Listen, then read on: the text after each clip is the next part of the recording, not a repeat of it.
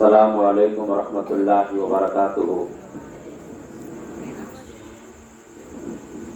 وقت کافی ہو چکا ہے، گرمی کا زمانہ ہے، لوگ تھکے ہارے رہتے ہیں، نیند کا بھی غلبہ ہوتا ہے اور تھکاوٹ سی بھی رہتی ہے، اس لیے باتیں بہت ہے، بہت سارے عنوانات ہیں، میں چند باتیں پیش کرنے کی کوشش کروں گا جو ہمارے اور آپ کے کام آ جائے،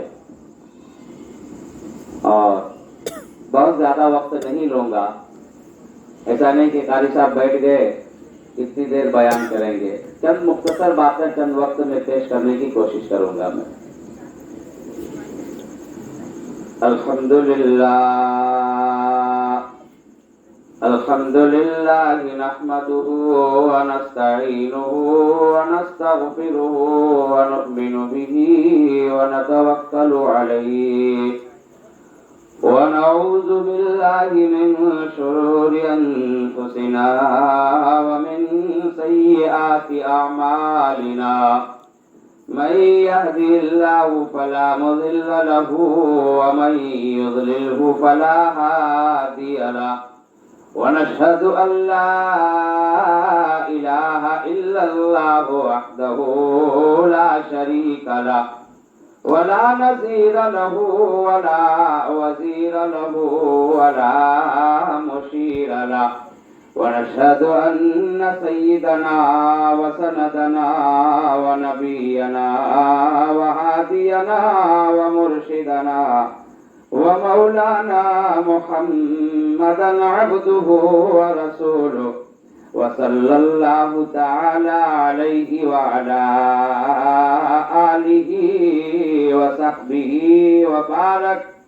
وبارك وسلم تسليما كثيرا كثيرا، أما بعد فأعوذ بالله من الشيطان الرجيم، بسم الله الرحمن الرحيم،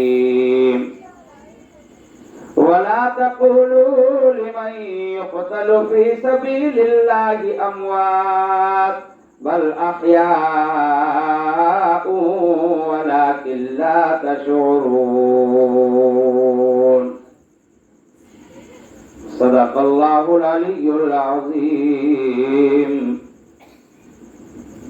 دیدوں کی گر تلاش ہے، سر کو جھکا نماز میں، دیدہ دل کھول کر لطف اٹھا نماز میں، اس کی نماز دیکھیے کوئی پڑھے گا کیا نماز، پہلے حسین کی طرح سر کو کٹا نماز میں، مہمان بلا کے آپ کو مہمان نوازی خوب کی، کھانا تو درکنار تھا پانی کی بوند تک نہ دی، ظلم و ستم کو دیکھیے پھر دی حلق پر چھری، عاشق کبریا کا سر کٹ گیا نماز میں، پہلے حسین کی طرح سر کو کٹا نماز میں۔ معزز سامعین کرام، ہم اور آپ شہادت حسین رضی اللہ تعالی عنہ کے واقعات کو سننے کے لیے بیٹھے ہیں۔ میں نے جمعے میں بھی اپنی معلومات کو پیش کیا اور چند باتیں اور سنانے کی کوشش کروں گا۔ اس سے قبل یہ ہے، ہم آپ سے تھوڑی دیر گفتگو کر لیں گے، وہ یہ ہے کہ اللہ تعالیٰ نے ہمیں دنیا میں جو بھیجا ہے جنت سے بھیجا ہے۔ ہم کہاں سے آئے ہیں؟ جنت سے آئے ہیں، یہ پکی بات ہے، جنت سے آئے ہیں۔ آدم علیہ السلام کو اللہ نے جنت میں رکھا اور جنت سے دنیا میں بھیج دیا، اور جانا کہاں ہے؟ جنت میں جانا ہے۔ ہمیں اور آپ کو جنت میں جانا ہے، جنت سے آئے ہیں اور جنت میں جانا ہے۔ کتنا آسان کام ہے۔ ہے کہ نہیں؟ اب اس آسان کام کے لیے اللہ تعالیٰ نے درمیان کی زندگی میں 60 سال 70 سال ایک میکسیمم 80-90 سال کی زندگی ہماری ہو سکتی ہے. کوئی ایک آدھ آدمی 100 برس سینچری پاس کرتا ہے، ورنہ کہاں ہے. 80 سال 90 سال میں تو کہتے ہیں کہ اگر پوچھو دادا کیا حال ہے، کہتے بیٹا اب تو میری موت آ جائے تو بہتر ہے. اس لیے کہتا ہے طاقت نہیں رہتی ہے، وہ جواب دے دیتا ہے، چلنے پھرنے سے قاصر ہو جاتا ہے. اس لیے وہ کہتا ہے کہ اب موت آ جائے تو بہتر. میرے بتانے کا مقصد یہ ہے کہ 60 سال 70 سال زندگی کے لیے ہم دنیا بھر کی خاک چھان مارتے ہیں، دنیا بھر کا چکر لگاتے ہیں، اور جو کرنا چاہیے وہ نہیں کرتے ہیں. تو پھر جب وہ نہیں کریں گے تو ہم جنت سے دور کر دیے جائیں گے. جنت سے آئے ہیں، جنت والا عمل کرنا ہے اور جنت میں ہی جانا ہے. یہ اللہ کی ذات سے امید ہے. اللہ کی ذات سے امید کبھی نہیں چھوڑنی چاہیے. جنت سے آئے ہیں، جنت میں جائیں گے. ایک مختصر سا میں آپ کو ایک حساب سناتا ہوں. وہ یہ ہے کہ اگر کسی کی عمر 60 سال ہے، 60 سال میں بچپن کا 15 سال نکال دو. اب کتنے بج گئے؟ 45 بج گئے. اب 45 میں آدھی رات نکال دو، کتنے بج گئے؟ 23 سمجھ لو، 22 سمجھ لو. اب اس 22 سال کی محنت کے لیے اور 22 سال کی زندگی میں ہی دنیا میں بھی کامیاب ہونا ہے اور آخرت میں بھی کامیاب ہو کر سیدھے ہاتھ میں سرٹیفکیٹ لے کر جنت میں بھی جانا ہے. اگر کسی کی عمر 60 سال مانی جائے، اگر 60 نہیں 70 مان لو، 80 مان لو، تو پھر وہاں بھی یہی حساب کتاب لگے گا. تو بھائیوں اور دوستوں، یوں سمجھ لیا جائے کہ میکسیمم 30 سے 40 سال کے لیے ہم کتنی محنت کرتے ہیں اور کتنی ہمیں کامیابی ملتی ہے. کتنی کامیابی ملتی ہے اس میں کیا ہے؟ دنیا بھر کی چکر لگا کر دنیا کھا کر چلے جاتے ہیں اور ہمارے اعمال سے خالی ہو کر چلے جاتے ہیں. ہم آخرت میں ہم کیا منہ دکھائیں گے؟ اس لیے میں جمعہ کے دن بھی کہا تھا، پھر وہی بات دہراؤں گا. آپ سے گزارش یہی ہے آپ نمازوں کی پابندی کریں. آپ نوجوان بھی سارے لوگ جمع ہو جاتے ہیں اس وقت الحمدللہ، اور اللہ نے بھی آپ کے درمیان مجھے بھیج دیا ہے. آپ کی اتنی محبت کو دیکھ کر میں اپنے زبان سے الفاظ نہیں ادا کر سکتا کہ آپ کو اتنا تعلق مجھ سے ہے، آپ اتنی محبت کرتے ہیں، ہماری اتنی قدر کرتے ہیں. اللہ آپ سب کو جزائے خیر عطا فرمائے. اور سچ پوچھو تو میں گاؤں والے ہی کی دعاؤں اور ان کی محنت اور ان کی کوششوں کا نتیجہ ہوں جو میں آپ کے سامنے چند الفاظ کہنے کے لیے اس قابل بنا. یہ ہمارے پرانے لوگوں کی بڑی محنت ہے میرے پیچھے. آج جو میں چند الفاظ بولنے کے لیے آپ کے سامنے بیٹھا ہوں، میرے پیچھے ہمارے پرانوں کی بہت محنت ہے، بہت دعائیں ہیں، بہت ہمارے لیے جو محنت کرنی چاہیے تو ان لوگوں نے کیا. میں اتنا کر سکتا ہوں کہ آپ کو دعا دے سکتا ہوں. تو یہ چند الفاظ پڑھنے کا قابل اس لیے بنا گاؤں والوں کی محنت. آج یہ چند ننھے منھے الفاظ سے یہ بچے پڑھتے ہیں. آج ان کی زبان کمزور ہے، اگر ان کی محنت جاری رہی تو اللہ ان کو بھی آگے بڑھائے گا. ہم دعا دیتے ہیں کہ اللہ ہمارے ان بچوں کو آگے بڑھائے. تو بھائیو اور دوستو، ہمیں جنت سے آئے ہیں، ہم جنت میں جانا، یہ ایک ٹاپک میں نے سنایا. اور جنت میں جانے کا سودا بھی اللہ نے ہم سے کر لیا. یہ معاملہ طے ہو گیا. میں نہیں کہتا، قرآن کہتا ہے. قرآن کہتا ہے ان اللہ اشتری من المؤمنین انفسهم واموالهم بان لهم الجنہ.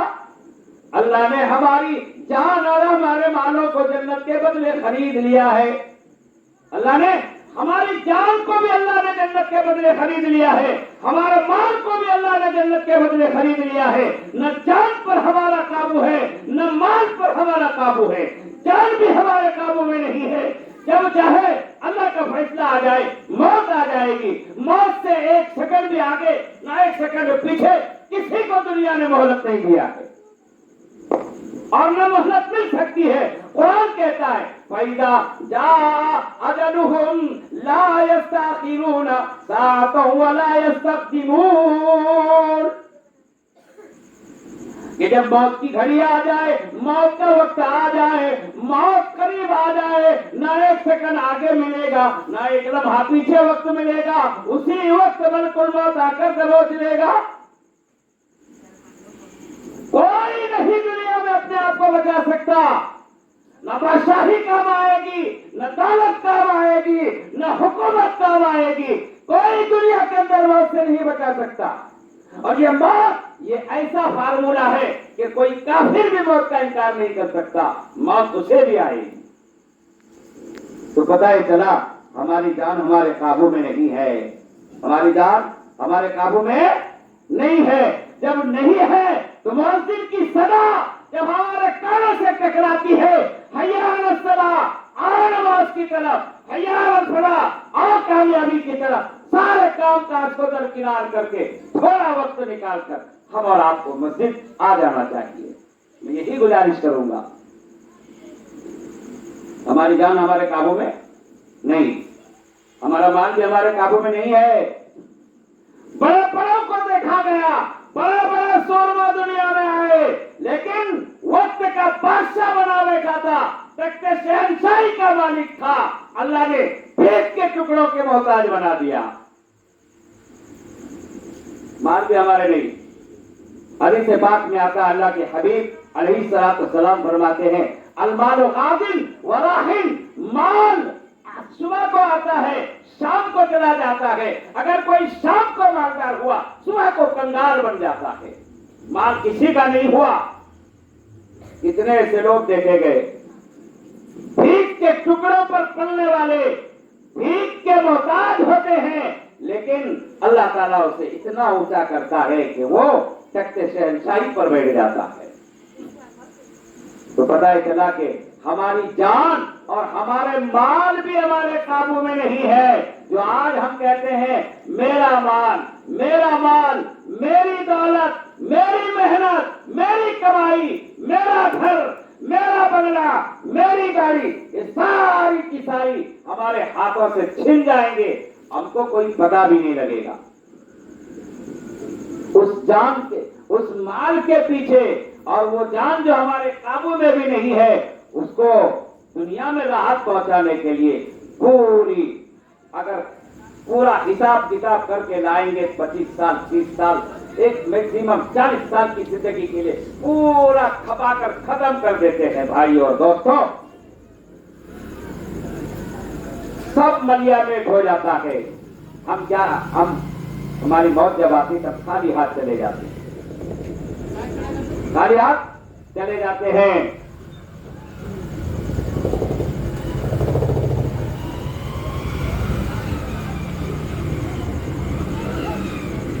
شریف اللهم صل على محمد وعلى آل محمد كما صليت على إبراهيم وعلى آل إبراهيم إنك حميد مجيد.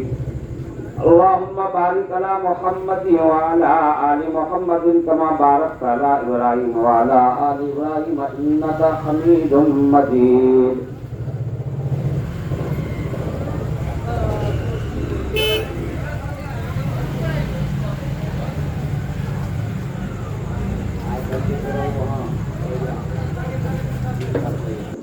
مائک میں دم نہیں، ہمارا گلا سوکھ جاتا ہے، اور نہ میں گھنٹوں بیان کرتا ہوں تو بھی گلا سوکھنے کا نام نہیں لیتا. بہرحال کوشش کروں گا. تو میں کیا کہہ رہا تھا، کوئی یاد دلائے گا؟ آپ لوگ سن رہے ہیں کہ خالی ہمارا انداز بیان دیکھ رہے ہیں؟ کیا کہہ رہا تھا، کوئی یاد دلا دے.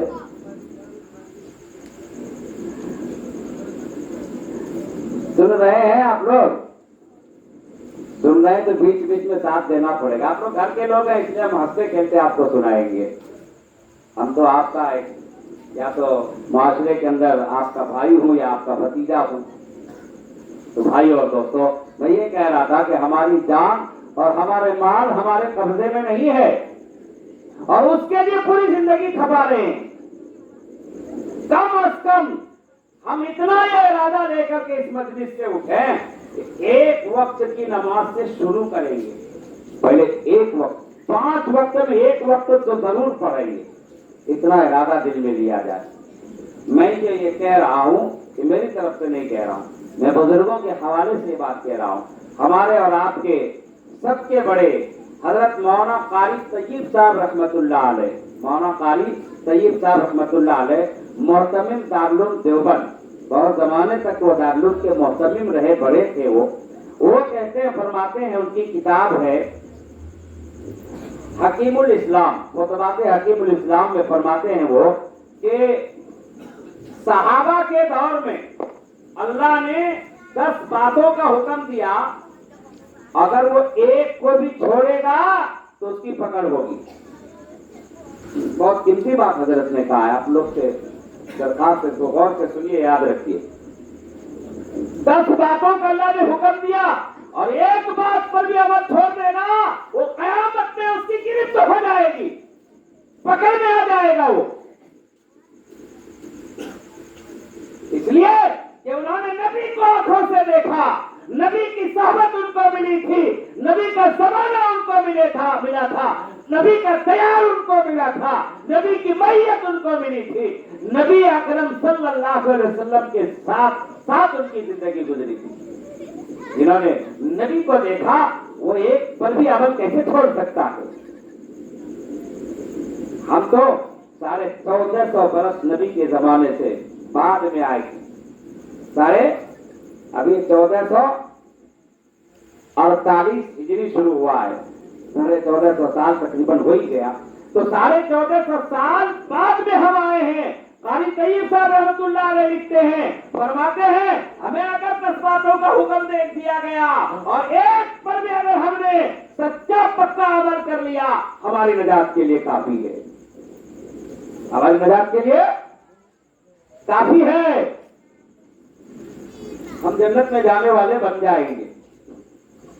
تو بھائی اور دوستوں، اس لیے میں نے آپ سے گزارش کیا، کم از کم میں یہ نہیں کہہ رہا ہوں 5 بجے ایک ہی نماز پڑھو، میں یہ کہہ رہا ہوں 1 سے شروع کرو. میں نے ایک مثال کو دیا سمجھانے کے لیے، 1 سے شروع کریں. اب یہ تمام جوان بھائی جب مسجدوں میں ایک ہی وقت میں آنے شروع کریں گے، کسی کو ظہر میں وقت ملے گا، کسی کو عصر میں وقت ملے گا، کسی کو مغرب میں وقت ملے گا، کوئی فجر میں آنے والا بن جائے گا.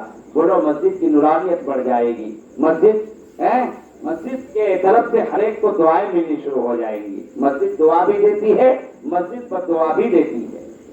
تو بھائی اور دوستوں، تو میں یہ چیز کہہ رہا تھا کہ اللہ تعالیٰ نے ہماری جان، ہمارے مال کو بھی خرید لیا ہے، ہمارے قبضے میں نہیں ہے. ملک الموت آ جائے تو فرعون جیسا اتنا ظالم و جابر بادشاہ بھی موت سے چھٹکارا نہیں پا سکا. کوئی نہیں چھٹکارا پا سکتا ہے موت سے. اور مال بھی ہمارا نہیں ہے. مالدار صبح ہوتا ہے، شام کو کنگال بن جاتا ہے. اس لیے ہم کو کیا کرنا ہے؟ ہم جنت سے آئے ہیں، جنت میں جانا ہے، ہم کو نیک عمل کرنا ہے، ہم کو وہ اعمال پیدا کرنا ہے جس سے اللہ اور اس کے رسول صلی اللہ علیہ وسلم راضی ہو جائیں. ہر پیر اور جمعرات کو حدیث پاک میں آتا ہے کہ ہر پیر، سوموار کو اور جمعرات کو ہمارا پورا رپورٹ، پوری کارگزاری رسول اکرم صلی اللہ علیہ وسلم کے پاس پہنچائی جاتی ہے.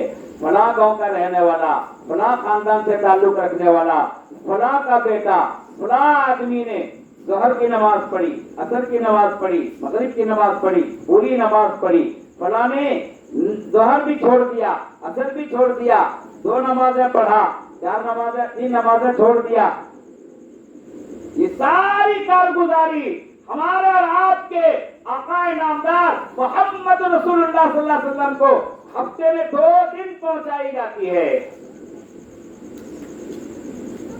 اب بڑو دوست، بھائی اور دوستوں، جب ہماری کارگزاری یہ پہنچتی ہوگی، کس نے نماز نہیں پڑھا، فلاں نے نماز نہیں پڑھا، رسول اللہ صلی اللہ علیہ وسلم کا دل کتنا دکھی ہوتا ہوگا، اتنا درد ہوتا ہوگا.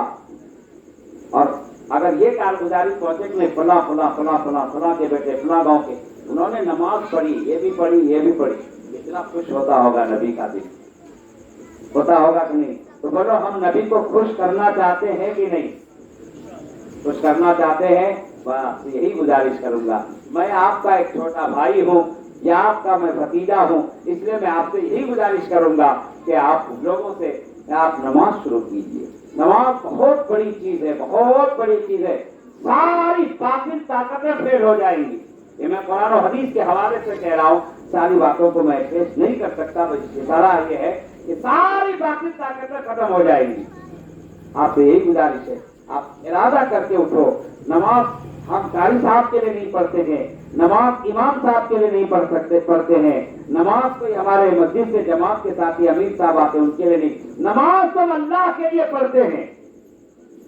نماز کس کے لیے پڑھتے ہیں؟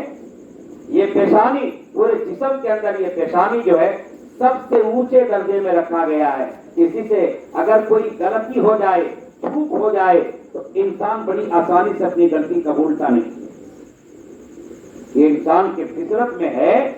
کوئی کہے غلطی مان لو بھائی, میں کیوں غلطی مانوں؟ نہیں ماننے تیار نہیں ہوتا. انسانی مزاج, اللہ ماشاء اللہ کچھ لوگ ہوتے ہیں مان لیتے ہیں, لیکن عمومی طور پر اپنی غلطی ماننے کے لیے تیار نہیں ہوتا ہے. میں ان کے سامنے کیا سر جھکانے کا ہے؟ میری ناک کٹ جائے گی, میری عزت چلی جائے گی. لیکن بھائیوں اور دوستوں, یہی ناک اور یہی پیشانی اللہ کی عبدیت کو اظہار کرنے کے لیے, اللہ کی غلامی کو ظاہر کرنے کے لیے مٹی پہ رکھ دیتا ہے. اللہ میں کچھ نہیں, سب کچھ تو ہے. لا الہ الا اللہ, سب کچھ تو ہے, ساری ملکیت تیرے قبضے میں ہے. میں کھاتی جسم, میں مٹی کا پتلا, میرا کچھ بھی نہیں ہے. کتنی آسانی سے دیکھتا ہے بندہ. اس کے لیے, اللہ کے لیے. اس لیے میں آپ سے گزارش کروں گا, نماز پڑھو کسی اور کے لیے نہیں, اللہ کو راضی کرنے کے لیے. اگر اللہ راضی ہو جائے ہمارا بیڑا پار ہو جائے گا. اللہ راضی ہو جائے ہمارا بیڑا پار ہو جائے گا. تو بھائی اور دوستوں, ان ساری چیزوں کے اندر کیا ہے, ہمیں توجہ دینا چاہیے. ابھی حافظ صاحب نے ایک بات کہی, ہمارا ایمان اس دور میں بچانا بہت ضروری ہے اور بہت مشکل امر بھی ہے. ایمان کے لٹیرے کیسے کیسے شکل میں آ رہے ہیں, ہم کو دیہات میں گلیوں میں معلوم نہیں ہوتا ہے. شہروں میں ایسے ایسے چور اچکے اور ایسے ایسے لباس میں بہترین جبہ کبا پگڑی ٹوپی داڑھی والے لوگ ایمان کو چھیننے کی کوشش میں لگے ہوئے ہیں. ہمیں ایسے چوروں سے بچنا چاہیے. نبوت کا دعویٰ کرنے والے حضور علیہ السلام نے پیشین گوئی اس دور میں فرمایا تھا, 1450 سال پہلے فرمایا تھا کہ میرے پاس 30 لوگ آئیں گے, 30 لوگ جو جھوٹے نبی ہونے کا دعویٰ کریں گے. جو دو ایک تو حضور کے زمانے میں اسود عنسی آیا اور حضرت ابوبکر کے زمانے میں مسیلمہ کذاب آیا. تو اسی وقت مار دیا گیا, صحابہ ہی نے ان کو قتل کر دیا. سیدنا صدیق اکبر رضی اللہ تعالیٰ عنہ نے قتل کر دیا. اس کے بعد بہت سارے اس وقت لوگ فیسبک میں, آپ لوگ فیس بک یا یوٹیوب پہ بیان سنتے ہیں کبھی, تو کچھ ایسی شخصیات ہیں, ایسے لوگ ہیں, ایسے علماء ہیں جن کو سننا چاہیے, اور کچھ ایسے لوگ بھی ہیں جن کا نہیں سننا چاہیے. اس میں ایک شکیل ابن حنیف کا اس وقت ایک میں نبی ہوں کر کے دعویٰ وہ کر رہا ہے, یہ فتنہ چلا ہے. ایک یونس گوہر شاہی ہے, یہ پاکستان کا ہے, اس وقت باہر ملک میں ہے.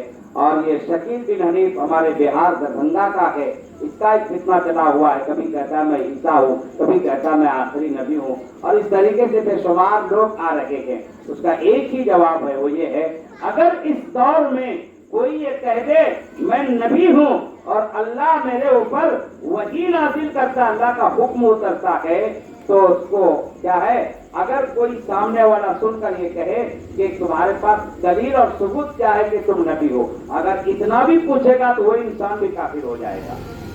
اس لیے ہمارے نبی آخری نبی, ہمارے نبی نے بتایا اب میرے بعد کوئی نبی آنے والا نہیں. ہم اس کو پوچھ رہے ہیں دلیل, تو پتہ چلا کہ میرے دل کے اندر بھی ایمان ڈگمگا چکا ہے. یہ بھی کہیں ہے کیا اتنا شک کرنا بھی ایمان کے اندر، اسلام کے اندر گنجائش نہیں ہے۔ اگر یہ بھی کہیں گے کہ دلیل اور ثبوت پیش کرو، یہ پوچھنے والا کافر ہو جائے گا، تو اس کو سیدھا کہہ دینا کہ تم کافر ہو، نبی تو آ ہی نہیں سکتے اس دور میں، اس لیے کہ خاتم النبیین ہمارے نبی تھے، اب کوئی نبی آنے والا نہیں۔ یہ دور ایسا فتنے کا دور چل رہا ہے کہ اپنے ایمان کو بچانے کی فکر کرنی چاہیے، اپنے ایمان کو سلامت رکھنے کی فکر کرنی چاہیے۔ کہیں کوئی چور اچکا، کوئی ایسا کیا ہے چال باز ہم سے ہمارے ایمان کو نہ چھین لے۔ اور ایمان کیسے بچے گا، ایمان کی حفاظت کیسے ہوگی؟ ہم جب ایمان پر عمل کریں گے، اور اس عمل میں سب سے اونچا عمل، سب سے اعلیٰ عمل، سب سے پسندیدہ عمل جو اللہ کو ہے وہ ہے نماز۔ آپ کو میں ہر طرف سے پھرا کر وہی لاؤں گا، اس لیے کہ یہ سب سے اہم چیز ہے۔ صحابہ کو جب نماز اللہ تعالیٰ نے دیا تو خوشی سے ناچنے لگے، جھوم گئے۔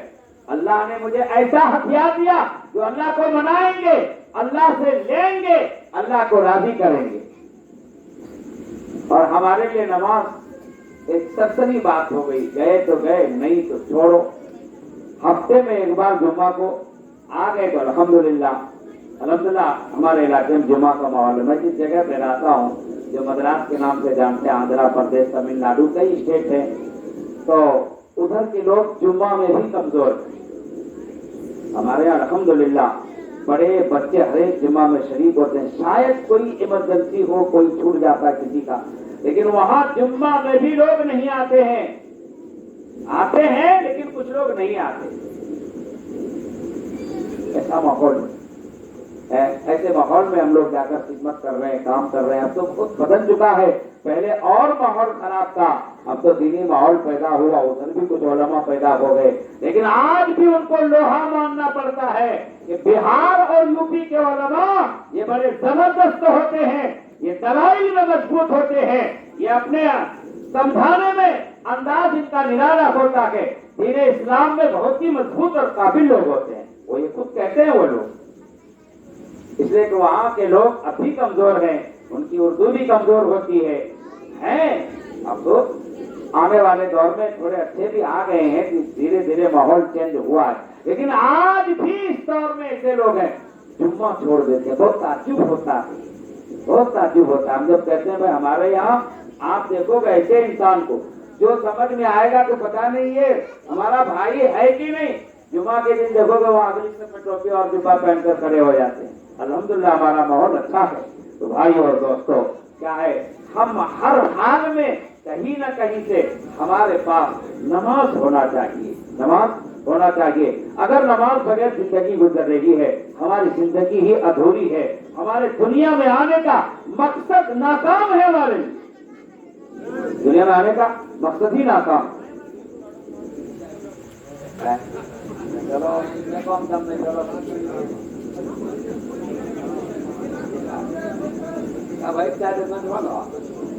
لوگ تھکے ہارے ہیں، چند باتیں مختصر طور پر پیش کروں گا۔ میں نے پہلے ہی کہا کہ میں آپ سے گفتگو کروں گا، میرا بیان نہیں ہے، کیونکہ میں آپ کے گھر کا آدمی ہوں۔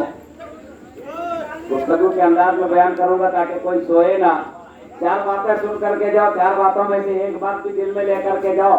میرا کہنا الحمدللہ کامیاب، آپ کا سننا کامیاب، یہ پوری مجلس کا بیٹھنا کامیاب۔ اللہ کے یہاں پوری مجلس ہمارے لیے گواہ بن جائے گی، ہم آخرت میں بھی کامیاب ہو جائیں گے انشاءاللہ۔ میں اسی لیے ایسے چند باتیں سنا رہا تھا۔ بہرحال تو بھائی اور دوستوں، میں یہ بات کہہ رہا تھا کہ اگر کوئی کہے کہ میں نبی ہوں تو اس کو ہرگز ماننا نہیں، دلیل بھی نہیں پوچھنا، تو کہہ دینا کہ تو بڑا شیطان۔ نبی کسی کو ماننا ہی نہیں، اس کو کچھ پوچھنا ہی نہیں ہے۔ بہرحال بھائی اور دوستوں، میں اس کو اس لیے چیز کو پیش کیا، آپ کی صاحب نے توجہ دلایا، میں نے سوچا کہ اس کا ایک پکی بات سنا دوں۔ تو ہمارے ایمان کی حفاظت بہت ضروری ہے، اور ہمارے ایمان کی حفاظت جو ہوگی وہ ہمارے اعمال سے پیدا ہوں گے۔ ایمان مضبوط کس سے ہوتا ہے؟ عمل کرنے سے۔ ہمارے لیے سب سے بڑا عمل نماز ہے۔ آپ سے یہی گزارش کروں گا کہ نمازوں کی پابندی کریں، نمازوں کی پابندی کریں۔ تو میں بہت ساری چیزیں دل میں ہے، آپ لوگ بھی تھکے ہوئے ہیں اور میں بھی تھک گیا، تو انشاءاللہ پھر کبھی حیات رہی تو اسی موسم میں ہم گھر آئیں گے. ہاں انشاءاللہ. بقرعید تو ہم نہیں کر پاتے ہیں گھر، محرم آ کے گھر میں کر لیں گے اور ذرا بہتر انداز میں پروگرام کریں گے، سنیں گے، سنائیں گے. اچھی بات ہے، میں تو سنا دیا میرے دل کی بات. تو بہرحال میں یہ عرض کر رہا تھا کہ ہمارے ایمان کی حفاظت ہو. ہم دنیا میں آئے ہیں، جنت سے آئے ہیں، جنت میں جانے کے لیے تیاری کرنا ہے. اچھا ایک بات بتا دوں، کبھی کبھی ہم سے گناہ ہو جاتا ہے، ہم سے غلطی ہو جاتی ہے، ہم سے چوک ہو جاتی ہے. آپ سب کو معلوم ہے ہمارے کندھوں پر دونوں طرف دو فرشتے ہیں، کرامن کاتبین کے نام سے جانے جاتے ہیں. سیدھے کندھے پر دائیں طرف بیٹھنے والا نیکی کو لکھتا ہے، جو بندہ نیکی کرتا ہے، اور بائیں کندھے پر بیٹھنے والا اس کے گناہ کو لکھتا ہے. بڑی قیمتی بات بتانے جا رہا ہوں، شاید آپ نہیں سنے ہوں گے. وہ یہ ہے کہ جب گناہ کرنے والا فرشتے کا نمبر آتا ہے، بندہ گناہ کر لیتا ہے تو کہتا ہے کہ گناہ لکھ لیا جائے. کہ یہ امیر ہوتے ہیں، سیدھے والا امیر ہوتا ہے اور بائیں والا مامور ہوتا ہے. تو گناہ کرنے کے بعد وہ بندہ اسی کے کندھے پہ بیٹھا ہوا بائیں طرف کا گناہ لکھنے والا فرشتہ ان سے پوچھتا ہے کہ یہ امیر ہوتے ہیں. سیدھے والا کہتے ہیں کہ ابھی لکھ لو. تو سیدھے والا کہتا ہے ٹھہر جاؤ. اللہ کا نظام دیکھو بھائی. وہ کہتا ہے کہ ٹھہر جاؤ. پھر تھوڑی دیر میں کہتا ہے اچھا اب لکھ لوں. ارے میاں کیا جلدی ہے، رک جاؤ اور تھوڑی دیر ٹھہر جاؤ. پھر تھوڑی دیر میں کہتا ہے اب لکھ لوں. پھر کہتا ہے کہ نہیں رک جاؤ. یہ کب تک ٹھہراتا رہتا ہے؟ حدیث پاک میں آتا ہے 6 گھنٹے تک. کتنے؟ 6 گھنٹے تک یہ امیر سیدھے والا فرشتہ گناہ لکھنے والے فرشتے کو روک کے رکھتا ہے. شاید بندہ اب توبہ کر لے، شاید بندہ اب واپس ہو جائے، گناہ چھوڑ دے اور گناہ سے توبہ کر لے. 6 گھنٹے تک روک کر کے رکھتا ہے. جب 6 گھنٹے تک بھی بندہ توبہ نہیں کر پاتا ہے تو بھائی اور دوستوں بہت محسوس کرتے ہوئے، مجبور ہوتے ہوئے یہ فرشتہ کہتا ہے اب لکھ لو، اب لکھ لو. یہ اللہ کا نظام ہے. اللہ ہمارے گناہ ہونے کے بعد بھی فوراً لکھنے نہیں دیتا، ایسا نظام بنا کے رکھا ہے. اب میں اس کو دوسری طرف ایک نتیجہ نکالتا ہوں. ہماری نماز، ایک نماز سے دوسرے نماز کا وقت 6 گھنٹے کا نہیں ہوتا. بیچ میں یہ اب خالی وقت 6 گھنٹہ نہیں گزرتا. 6 گھنٹے کسی نماز میں نہیں گزرتے. ایک فجر کی نماز کو چھوڑ کر، رات کی عشاء سے فجر، تو رات انسان سو جاتا ہے عمومی طور پر. تو عام طور سے 6 گھنٹے نہیں ہے. فجر، ظہر، عصر، مغرب، اور اگر فجر سے ظہر تک 6 گھنٹے بھی گزر جائیں تو درمیان میں اور بھی نمازیں ہیں.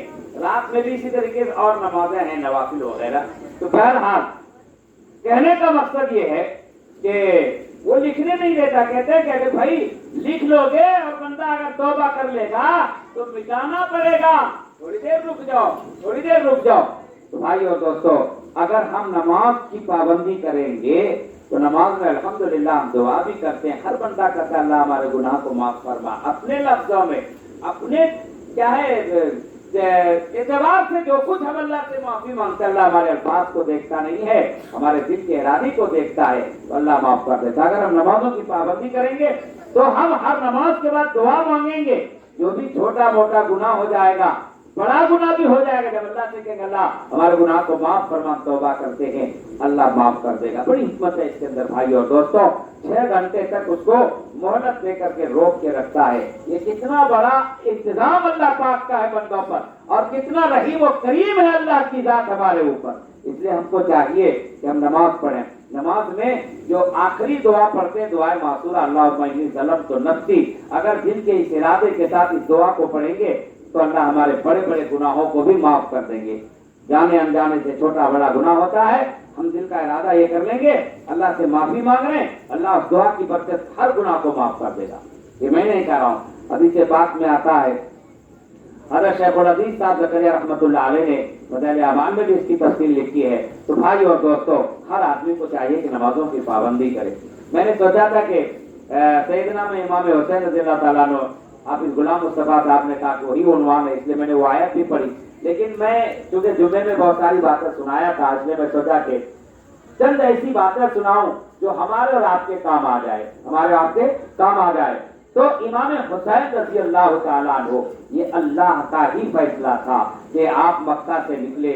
بہت ساری رکاوٹیں، بہت سارے لوگ آئے روکنے کے لیے، لیکن باوجود اس کے سیدنا امام حسین رضی اللہ تعالیٰ عنہ مکہ پہنچ گئے، میدان کربلا پہنچ گئے، کوفہ پہنچ گئے. اور وہاں جانے کے بعد لوگوں نے بڑی بے دردی کے ساتھ، جیسے سعد بن عمرو بن العاص اور اسی طریقے سے حر بن یزید اور بہت سارے لوگ، آپ کے سارے لوگ مخالف ہو گئے، آپ کو شہید کر دیا گیا. بھائیو اور دوستو، جیسے کہ بتایا، علی اصغر کو شہید کر دیا گیا. پانی مانگا، ظالموں نے تیر برسائی، لکھا ہے تیر حلق سے پار کر گیا. اللہ کے یہاں کیا جواب دیں گے؟ وہ علی اصغر معصوم بچہ تھا، علی اکبر اور غازی عباس ایسے بڑے حضور کے گھرانے کے سیدنا امام حسین رضی اللہ تعالیٰ عنہ کے گھرانے کے چھوٹے چھوٹے معصوم بچوں کو ان لوگوں نے پانی پینے نہیں دیا، مجبور کر دیا. اور آپ نے جب سر سجدے میں رکھا ہے، آپ کے سر کو تن سے جدا کر دیا ہے. میں نے اسی کو پڑھا کہ اس کی نماز دیکھیے، کوئی پڑھے گا کیا نماز؟ ہم کیا نماز پڑھتے ہیں؟ نہ مندر میں، نہ مسجد میں، نہ بیت اللہ کی دیواروں کے سائے میں. نماز عشق ادا ہوتی ہے تلواروں کے سائے میں. نوک پر، تلوار کی نوک پر سیدنا امام حسین رضی اللہ تعالیٰ عنہ نے نماز ادا کی ہے. اس لیے کہتا ہے کہ پڑھو ہر دم درود اس پر جو ذات ہو تو ایسی ہو. پڑھو ہر دم درود اس پر جو ذات ہو تو ایسی ہو. علی بابا نبی نانا شرافت ہو تو ایسی ہو. لہو کی موج میں ڈوبے بچایا سب کو طوفان سے. لہو کی موج میں ڈوبے بچایا سب کو طوفان سے. لبے دریا پیاسوں کی شہادت ہو تو ایسی ہو. سامنے دریا ہے لیکن سارے لوگوں کو پانی مل رہا ہے. اگر کسی کو پانی سے روکا گیا تو امام حسین رضی اللہ تعالیٰ عنہ اور ان کے گھرانے والے کے لیے پانی کی بندش کر دیا. پانی کا قطرہ بھی نہیں لینے دیا. پانی کے بوند بوند کو ترس کر دنیا سے چلے گئے. امام حسین رضی اللہ تعالیٰ عنہ نے کہا مجھے نماز کی مہلت دو. نماز کی مہلت دیا. جب آپ سر سجدے میں رکھے ہیں، لوگوں نے سر اور تن کو الگ الگ کر دیا، کاٹ کر قتل کر دیا. ایسی نماز پڑھی، ایسا سجدہ کیا، قیامت آ جائے گی امام حسین کا سر سجدے سے نہیں اٹھا. ہمیں وہ نماز کہاں نصیب ہے؟ کون ایسا بندہ ہوگا جو نماز میں اتنا بے خوف و خطر ہو کر چاروں طرف سے دشمن تیر تلوار لے کر کھڑا ہو؟ ایسی گھڑی میں ہمیں نماز یاد آئے گی.